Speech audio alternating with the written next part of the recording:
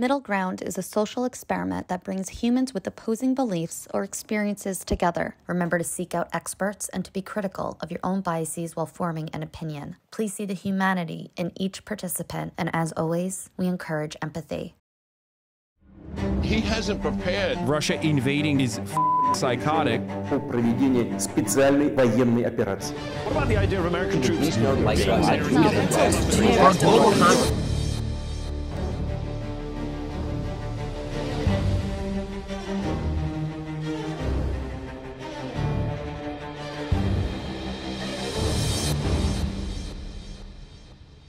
Please raise your hand if you agree with the prompt.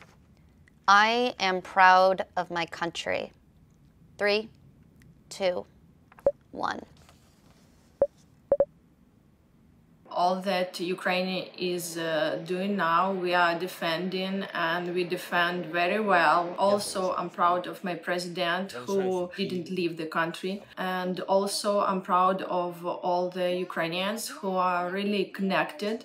I've never had these unrealistically good perceptions about my country because personally my family had a situation when we all suffered because of corruption that was and is a big problem in Ukraine. But this situation definitely made me feel very proud of Ukrainian people. So I'm really interested in Sergei's opinion. I can explain myself. I distinguish the state and the country. For me, the state is waging the war, and the country tries to show the best in it through tens of thousands of people who come out to the streets of Moscow, St. Petersburg and other cities, knowing for sure they will be jailed. Some of them are badly beaten up, some of them jailed for years. The risks they are taking are enormous, and they know well they are doing it without hope of changing anything, but they are doing it for the sake of showing important symbols that not everyone agrees with the war. And I actually think most of Russians disagree with the war. The problem is that they are frightened, they are isolated, they are being threatened, and that makes me proud to the extent that this dissident movement is totally hopeless, but nevertheless people are choosing this. Thank you for explanation. It means a lot. In your opinion, I will agree. So I will too support people in Russia who really are against the war and against of everything happening, who has clear mind. I support them too. Thank you. Can the disagreeers unmute themselves and join the conversation, please? Yeah, I completely agree with Sergei. I'm not proud of the government. I'm not proud of the government's actions, but I am proud of people who are here and who I know are good Russian people and who I hope are the future of this country. No matter what happened this year, if you ask me the same question, let's say 1 year ago or 5 years ago, I would have the same answer. I am not proud of my country. It never cared about regular people much. When I see at what kind of lives people have here, especially after traveling to a few other countries, I simply cannot say that I'm proud of my country. Seeing that my babushka, my grandmother, is having a pension that is lower than minimal wage and minimal possible amount of money to survive. Of course, we have a lot of good sides of Russia, like the guy said, people. But talking about do I like it here or not, about the state, no, not at all. It would be irresponsible for the U.S. to get more involved. 3, 2, 1.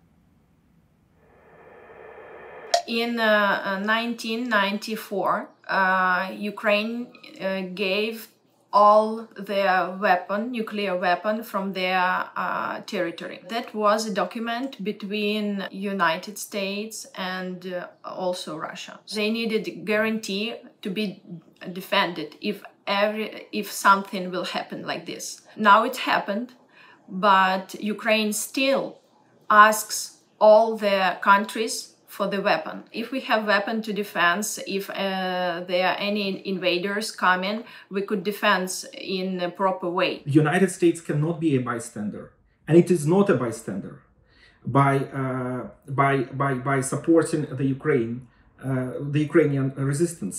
And of course, it would be irresponsible not to be involved for the United States, particularly given what has already happened. I understand why NATO soldiers are still not in Ukraine, because that can trigger a very dangerous button there in Russia.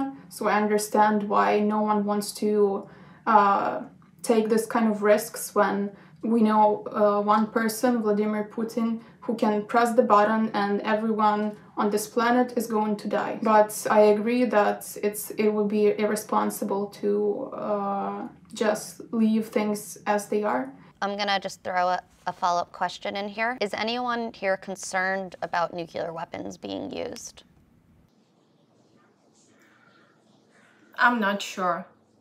I think that there's this power of Putin and his button. I think it looks like more than it is. We see that Ukrainian soldiers are doing their best. They are excellent in their job, but there is a lack of weapon. I think it should be not only weapons, but also humanitarian help, like giving food to the regions who are under attack currently or occupied. So yes, soldiers, it is super risky because it will be seen as an act of war from other countries towards Russia. But it should not be only weapons. It should be something for the people who live there as well. In occupied territories, Russians do not let humanitarian help to get in. There is a lot of humanitarian help, but they do not let them in. They are killing civil people, they are killing volunteers, just that person who wants to help. I think only like a weapon and only hard decisions could help. I'm concerned about Putin threatening the world with nuclears because we already seen Russian military being in Zaporizhia and Chernobyl, which was very dangerous situation. I believe that it can be just threatening, just act to scare us, but also months before the war started, Putin kind of tried to scare the world that he will start the war, but promised he wouldn't, and he still started. My life has changed since the war began. 3, 2, 1. Actually, my life and I think lives of almost all Ukrainians are not just changed, they are crashed. On the February 24th, I wake up from the lightning and from hearing the sounds of bombs. I had about,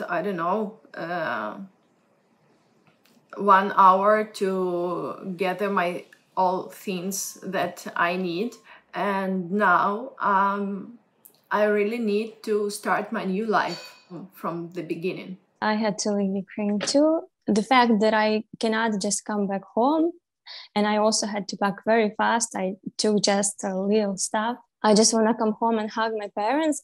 I want to make my parents leave Ukraine, and they don't want to leave. I'm worried about them. I don't think any Ukrainian now has the same life. Everything pales in comparison with what Ukrainians have to go through and how their lives have changed. However, many people who hail from Russia had their whole life changed as well in a different way. As a lawyer, I was doing cases against Russia in the European Court of Human Rights.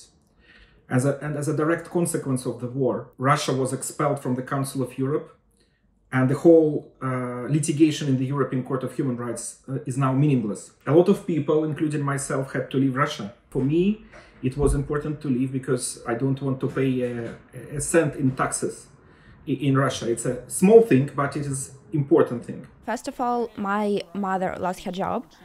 because she was working for an international company, and they are not able to transfer money right now to Russia due to sanctions. I was not able to find a lot of meds that I need, and I had to order some of them, and while they were coming here, I had to live without them. My girlfriend, she's American, and she used to help me to pay for them. Now she can't, because there's no way she can transfer money here, and I can't afford them. I think that Ukrainians, even who leave the country, I don't think they feel safe. We know examples when Russians beat a bartender in a bar because he was only Ukrainian. We also saw the rally that supports the war in Berlin. We need to find a place where to stay. We have these thoughts, not like what to do today. We need to think, where do we sleep? What do we eat? How do we make money? A lot of people came without documents, and they cannot even get international passport or even Ukrainian passport because embassy doesn't give it. A very close friend tried to escape Ukraine, but through Russian border, and they would have to go through a lot of blog posts. One Russian soldier asked him to give his sneakers to the soldier. And that's actually why the Russian army is losing. Because if the army starts marauding, if the army starts stealing, it's done. You never win when you are stealing from the locals. We all had this illusion that we live in the new age, in the new world, where human rights are above everything. And now we just see that this is not how it is, and wars are not the leftovers from past century. It can still happen, and this, just as a phenomenon, makes me feel very unsafe. I live in St. Petersburg city, and since the very beginning of the war, I had some concerns about my personal safety in terms of getting in trouble with laws and with police. I've joined quite a few protests. I also filmed it and made videos on my YouTube and TikTok channels. And I was expecting that I'll face a risk of getting fined or getting some jail time. And I kind of accepted that small risk. Eventually, I will leave Russia. I came back to Russia 2 years ago, and I planned to leave Russia in like 1 or 2 years from now. And perhaps I'll have to leave earlier, but I'm not leaving ASAP. I'm actually also from St. Petersburg. I think there are two problems. One, when you have problems with law, then you will not be allowed to leave. It will be too late. And second, in 1 or 2 years, in my opinion, there will be no opportunity to leave altogether. The border will be closed. Frankly, if you really think about leaving and you have opportunity to do that, do it yesterday. I am immune to propaganda. 3, 2, 1. The trick that propaganda uses very often, sometimes they do not even show the actual narrative and try to make people believe that. Sometimes they just start telling many different stories to create this impression that people cannot trust anyone. And this is a very powerful trick, I think. I tend to compare propaganda to junk food. It's easy to access, it's easy to consume, it makes you happy for a while, and of course you're obsessive with it. It kills doubt in people.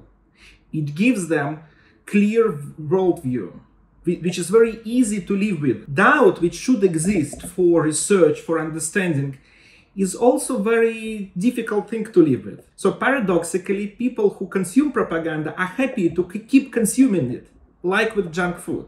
And that's why I don't think I'm immune, as well as I'm not immune to junk food, unfortunately.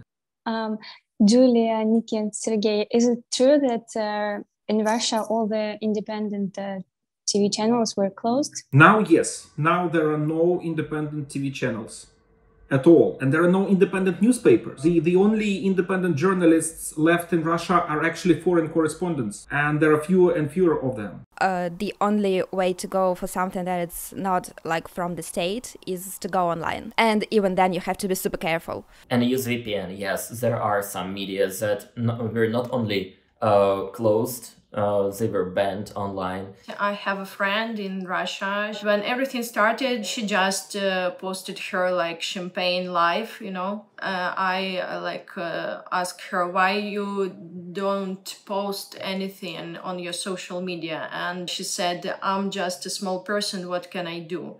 And that is like the worst answer that can be for me, because these 2 months showed that people are doing something. Like even in social media, when you say your opinion, you like make seen your voice, it influences the situation. It can influence on bigger organization when people raise and say something. A war between Ukraine and Russia was inevitable. 3, 2, 1. There was no underlying reason for the war, which was started by basically one person. Yes, the fact that that person met no resistance for years. I disagree that there was no resistance. There are tens of thousands of people who spent time in jail, who are in jail right now for daring to protest. There have been journalists killed who tried to come out with the truth. There have been activists pushed out of the country or detained or beaten or actually murdered. So the resistance was there. Unfortunately, it was not successful. Like my grandparents, they are like, yes, it's good that Russia is there, but they don't know what's actually happening. And they only watch TV, they don't browse through the internet because they think that the internet is bad and only misinformation happens there. I think if we show actual facts to Russian people, to all of the Russian people, there will be a lot less people who agree with this. You know, it's really easy to tell that somebody do not believe what's happening, but if they really do not believe, they can come. They can come to the border. Why do not they do that? Because it's so easy to tell, I don't believe it. It's so easy to tell that everything is false. But why shouldn't they go and see by their eyes? They don't want to do that. I feel there will be a winner in this war. 3, 2, 1. For me, this is not a war between Russia and Ukraine. The actual war is between dictatorship and freedom. That's actually why Putin attacked Ukraine, I think, in a nutshell. He detests democracy, rights, and liberties. And I'm convinced that democracy, rights, liberties, and freedoms will prevail. And paradoxically and ironically, that is perhaps the positive outcome of this war, because this war reminded those countries which are free what they should value.